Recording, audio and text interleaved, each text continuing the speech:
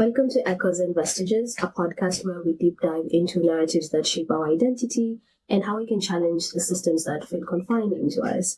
Today's topic is on the cost of exclusion. We'll be looking at relationships under the patriarchy.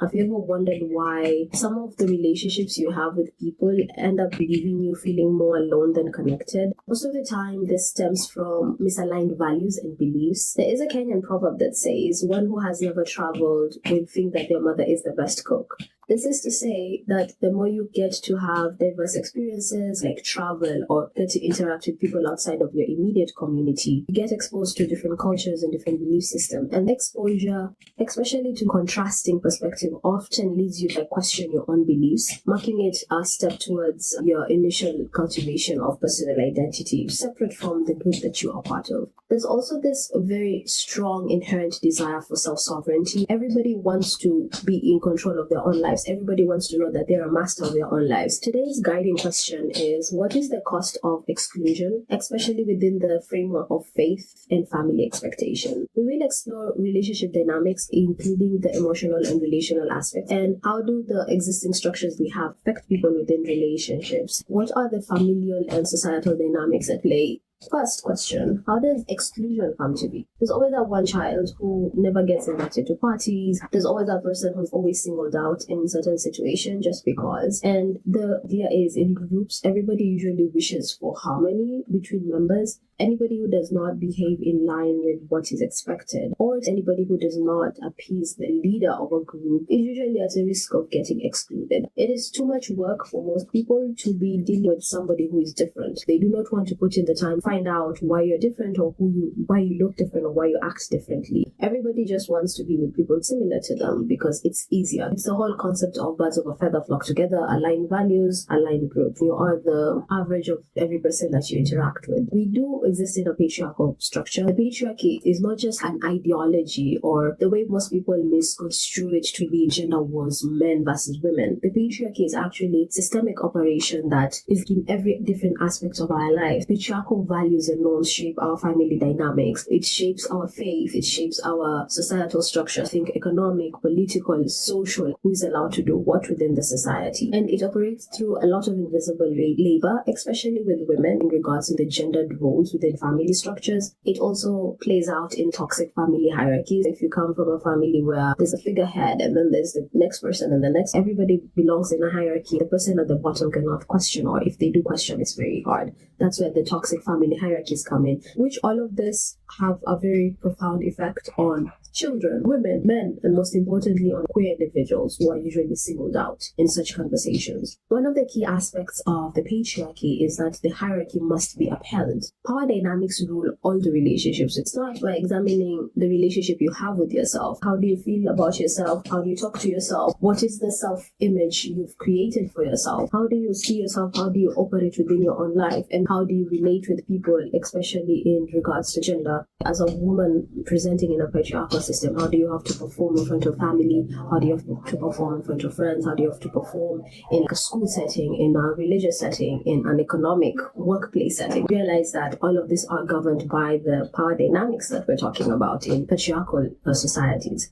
For the patriarchy to continue existing, men are the enforcers of patriarchal norms because the patriarchy benefits men. It's a system built for men. Men can easily navigate societal, economic, political spaces with much less resistance. If a woman was to stand up and occupy a political space, she would face so much resistance and hate from the community. And it's because it's not the norm in the patriarchal system. This system benefits men, but it has its downside where it pressures men into these rigid roles that stifle their emotional growth and allow them to cause harm onto others within the system.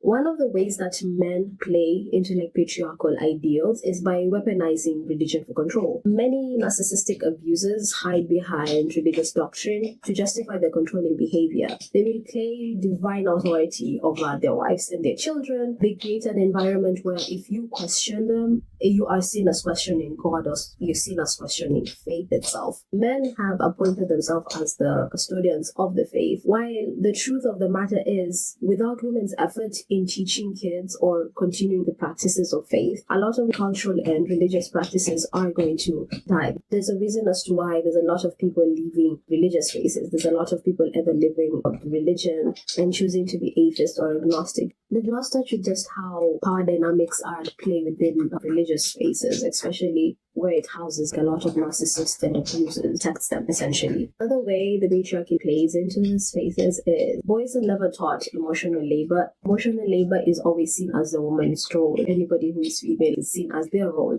In patriarchal structures, boys are never given caregiving roles. You will never see a boy doing cooking, cleaning, and housekeeping. If you come from a family that does this, you are not the norm. You are exceptional. They encourage dominance by mirroring their father's behavior. The result is a boy child who grows up not being able to express themselves, not being able to figure out who they are emotionally, end up being a person who, in adulthood, they have a really hard time in relationships because they do not know what emotional reciprocity is. They've only known relationships in the context of power dynamics. They do not know what reciprocity is. That's the conditioning they've grown up with. So men who cannot engage in emotional reciprocity burden the women in their lives because now the woman has to fill in this gap among other things that she's already doing. In conversations around sexual assault or gender-based violence, you will always hear the defense of not all men. And a lot of men claim that they're not misogynistic. Misogyny is a hate for women. A lot of them will claim that they are not misogynistic because they have mothers, sisters, daughters. But the thing is, abuses come from family structures. Abuses come from family units. The way that they are abusers right now is because they got to practice their abuse within their family units before they've extended it to other members of the community. Family relations or being related to a woman does not absolve a man from participating in patriarchal oppression. They do it regardless. Another tool that men use within the patriarchal context is economic control and manipulation.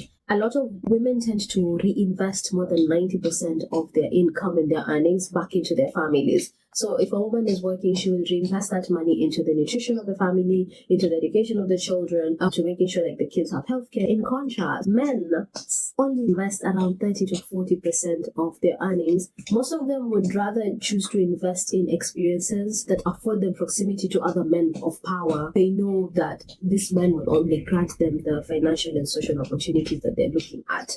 The problem with this is that women already are earning less than men within workspaces. If you have a huge workload within the context of the home, you have to do all the caregiving and the emotional labor. You do not have time for yourself in workspaces to the point where you can pursue a promotion. So meaning women who are in motherhood or marriages never get to do it all. They can do it all but not at the same time because it just takes too much out of them. If they are at a disadvantage because the system was not built with them in mind, it's really hard for women to get to par with men in terms of earnings. In the event of a divorce, for stay-at-home moms and women who did not have their primary focus was taking care of the kids and looking after the family. If you're a lawyer representing a woman and going through a divorce, it's really hard to argue for a woman's compensation within this dynamic of being a stay-at-home mom or stay-at-home wife. You cannot show the financial contributions that have gotten your family to the level of wealth they're in because when your husband was putting in the work to build the family financially, your contribution was more of unpaid emotional and physical labor. Because if you do not have a sense of safety and belonging,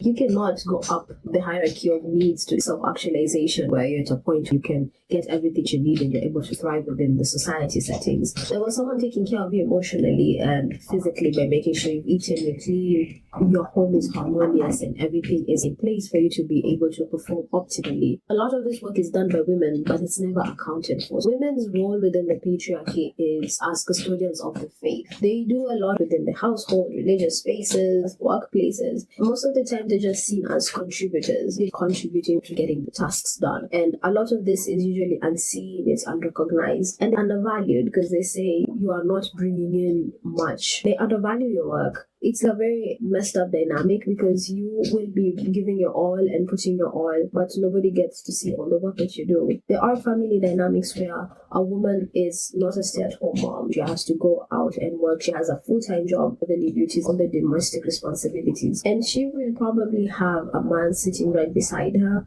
who says that my job is to provide and I have provided. So it is not my job to do anything around the household. There are people who do this. They emotionally manipulate their spouses and tell them that my role as a man is done. Women pay with a lot of emotional and physical because they get tired, worn out, they never have time to take care of themselves because they are busy looking after everybody. In the patriarchy, the argument is always the woman's job is in the house and the man's role is outside of it. But in this current day and age, most providers are women. Most of the people who have the market selling and bartering, most people who are out there toiling in the farms or doing all the domestic labor and bringing in the money and providing are women. I think this has shifted the dynamic where, in cultural context, women were meant to be in the households. The men were not supposed to be emotionally manipulative. They could give their whole 100% to the children, make sure the next group of kids are nurtured and taken care of well. But since the woman is rarely spending time in the household because she's busy out there trying to earn an income to improve the quality of life for her children and herself,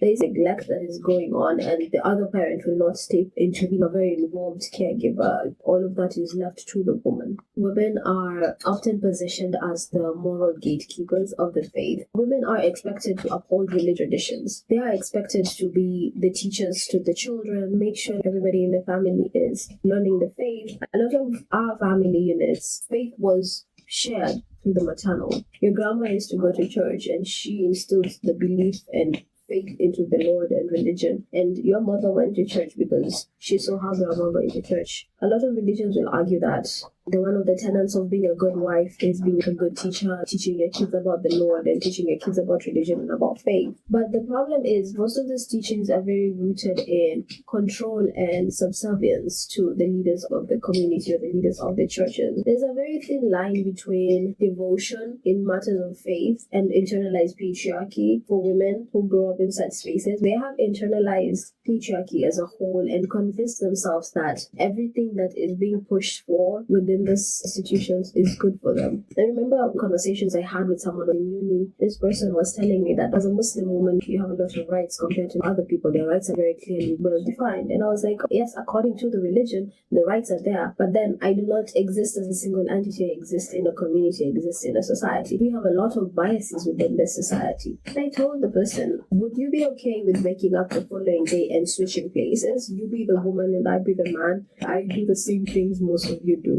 Would you be okay with that reality? This person was like, no, but you were born a woman. You should be okay with accepting. You should be okay with the way things are because it's inherent. No, nothing about control is inherent. Nothing about being told what to do and not having autonomy over your own decisions or your own self is inherent to the female nature. There's nothing inherent about that. In fact, most of us are very dominant. Most of us lead with very masculine energies because we've had to, because of gratification and social conditioning. You're teaching me caregiving ever since I was a kid. You're teaching me how to look after people around me and make sure everybody is in line. Take care of your younger siblings, take care of this. You've given me a leadership role since childhood, and then now as an adult, I am to occupy a subservient role. I don't think that works for most of us. And women who are okay with the way things exist believe that if they care enough within the patriarchy, that they will receive care back to them. This is where you see a lot of women giving their all and doing so much. They expect that I am giving my whole, I am 100% in giving, that you will give back to me. A lot of women learn that reciprocity is not something that exists, especially if it is not agreed upon in the beginning, in the initial part of the transaction. Women serve a lot of people within their family units, but no one gets to serve them. When you try to hold on too much into people, the more detached they become, the more avoidant they are to you. It's always the man who's avoiding the emotional needs of the woman, and the woman is anxious and like, I'm doing everything. Why can't you see me? Why can't you give me what it is that I want? This is a very unhealthy dynamic.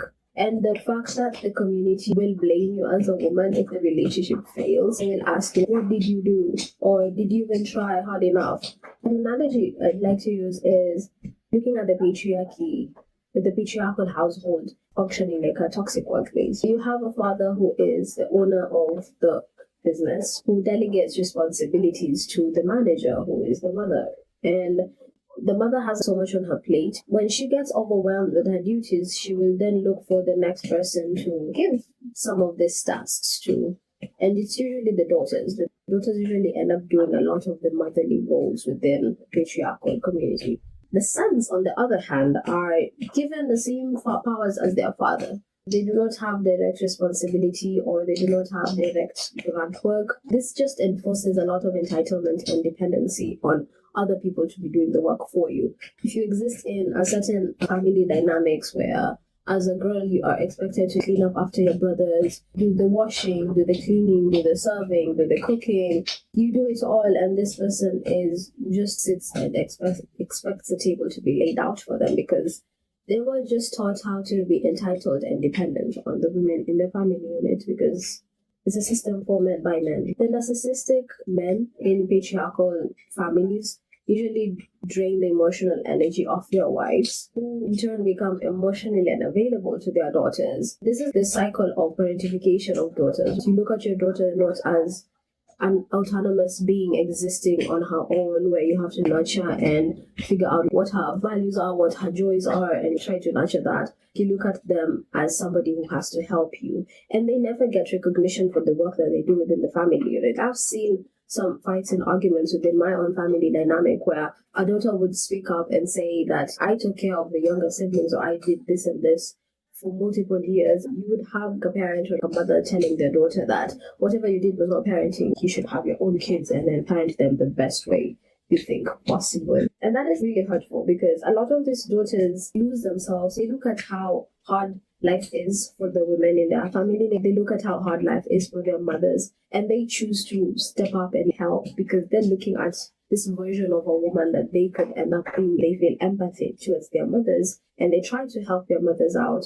But then, since the emotional is lacking and there's no connection, this girl grows up repeating the same cycle of suppressing her needs and prioritizing everybody around her because this is what she's been conditioned to see. This conditions a young woman or a young girl to think that toxic marriages are the default expectation of all marriages. In many cultures, marriages is seen as a prerequisite to adulthood. You're a child, and one of the markers of being an adult is getting married. Marriage is seen as a prerequisite to adulthood rather than being seen as joining this communion of love and respect, mutual love and respect. It's more of it's an achievement. You've gotten married, you're out of your parents' home. This pressures a lot of women to marry young before they even have a chance to establish their personal identity or even figure out what their personal goals are. You're going to be alive for the next 5 to 7 decades, but then you get pushed into the institution of marriage really early before you can even develop anything. You can even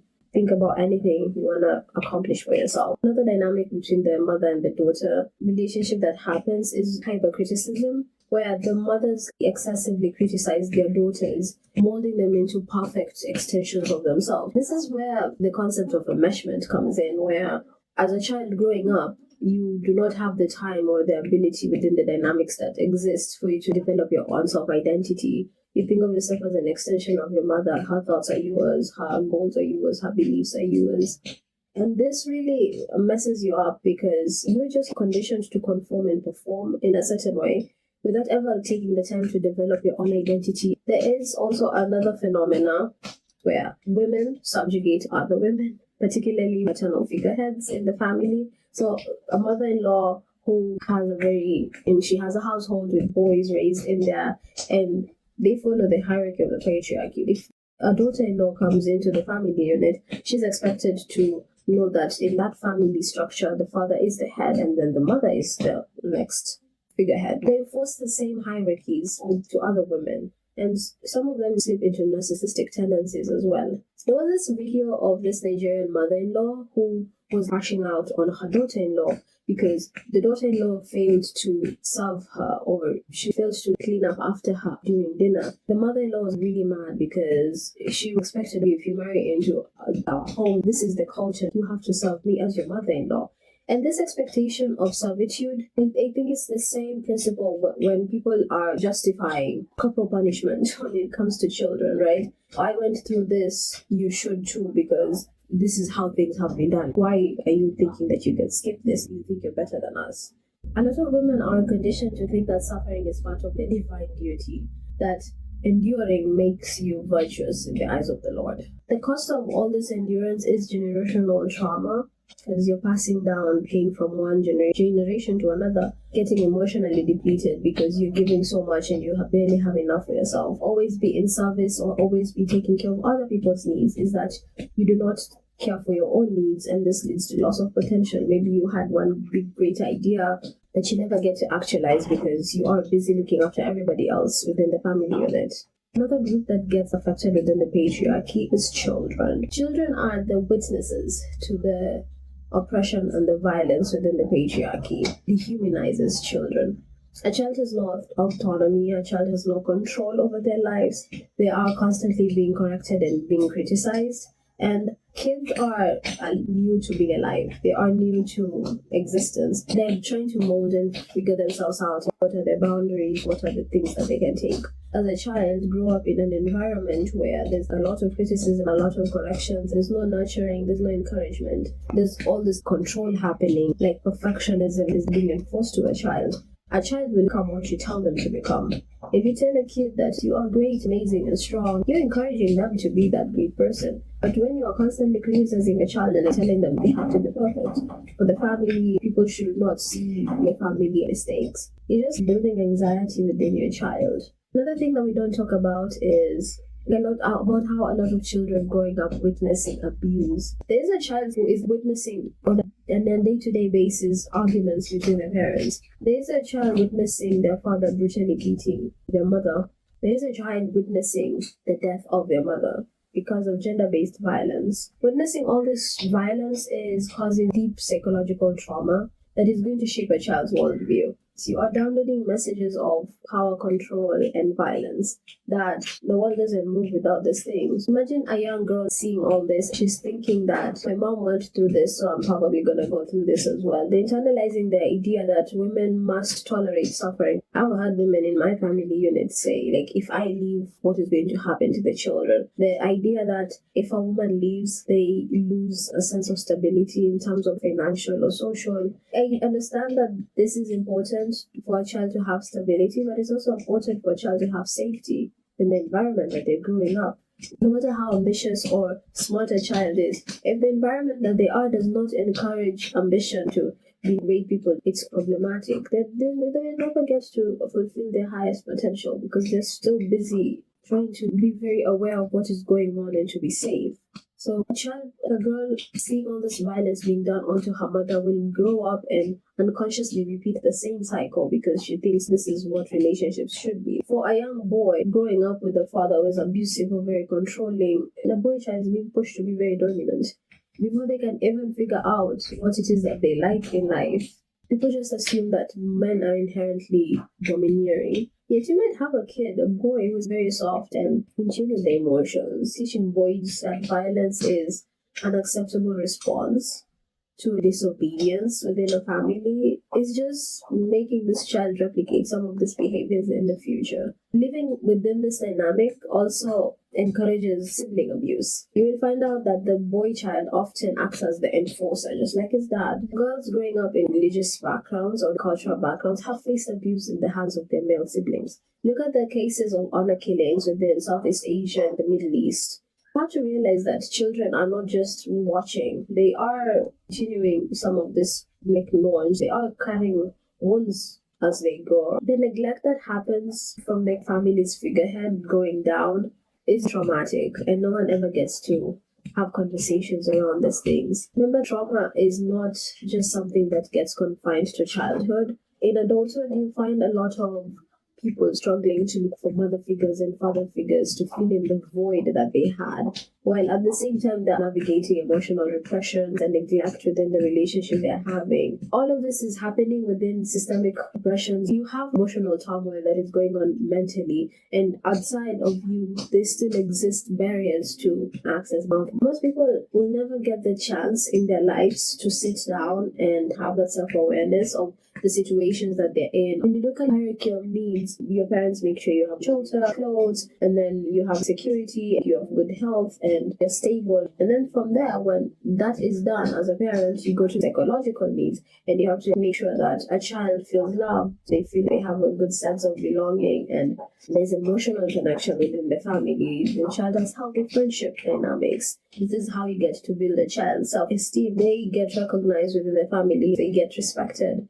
And then this is where somebody dissolves from the family unit because they're already well-formed adults, a well-formed person with good self-image, and they go and actualize. So if you're struggling to have basic safety needs being met, how will you ever get to self-fulfillment? How will you ever get to self-awareness? How will you ever get to self-actualization? The concept of self-fulfillment will probably remain a myth to you because you are constantly in a state of survival. You are trying to survive your childhood, you're trying to survive your adulthood. There's a group in our society that has first-hand experiences of exclusion and erasure. These are people who are in the LGBTQ community. The patriarchy upholds a very rigid gender roles that erases and excludes queer people.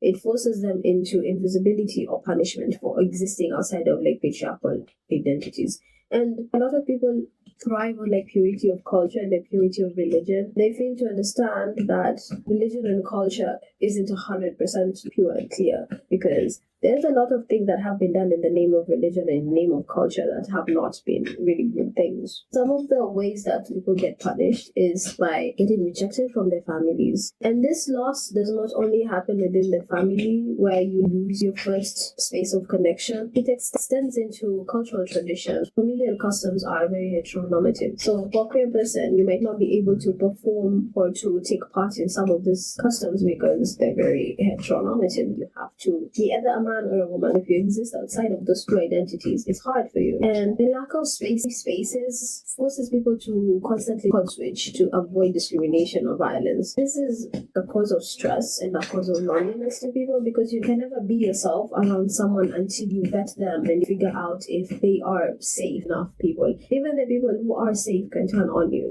Employment discrimination is also a challenge for someone who is queer presenting. There's a lot of workplace bias, there's losses of job, and there's a lot of stagnation that happens. The estrangement from family cuts them off financially, and in case the family had generational wealth that was to be passed down, this person can never get access because the family unit decided not to include them. The struggle to be accepted by the larger community really takes a toll on mental health, where it does contribute to high rates of depression, anxiety, and internalized shame. Queer individuals are at a high risk of trauma because of violence, harassment, and the assault that is done onto them.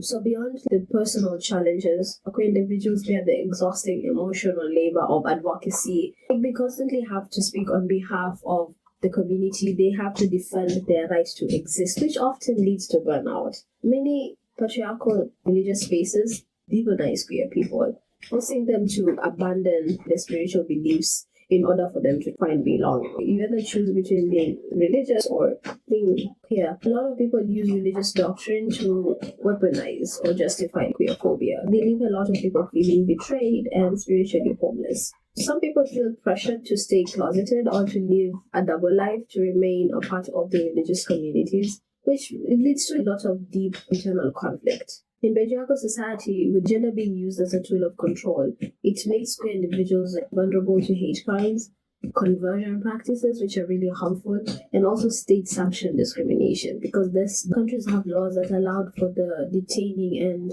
sentencing of queer people. The absence of protection leaves people feeling unprotected by the justice system, a system that they have grown up in and they are part of. So for queer people, being excluded in good and social recognition of their relationships affects the institution of marriage or adoption. Queer people cannot adopt in the event that a queer person is in a hospital or there's funeral rites to be done. The family members sometimes come in, take control over those matters, and go against the queer person's wishes on how they would like to be buried or what they would like to be known for at the end of their death. The erasure of queer history and culture is making it harder for young generations to find representation, and role models. Beyond the structural challenges, we're living in fear where fear becomes a constant companion, where every decision you make, from where you live, how you dress to who you can trust, carries the risk of violence and rejection. People forget that faith is a very metaphysical experience. Being religious is not something you can touch with your hands. Look at things as God existing within yourself. God is not this deity that is outside of yourself. I think this is what Sufi mysticism is about. Human being, we are entire universes within ourselves. God that we seek is an extension of us. And I wonder if we look at things in that manner rather than the way that we look at things right now, where faith and religion is external forces that are truly. It is selective morality, where religious leaders will condemn women for living abusive marriages, but will still remain silent on the men that commit the abuse. Institutions that prioritize reputation over justice leave survivors without support. There's a crisis of faith within religious communities, where the institutions of religion are losing credibility among people. Many believers struggle with relating to faith when they see their religious communities or the religious leaders condemning violence, greed, the abuse of power, and excluding other members of the community because of their identities.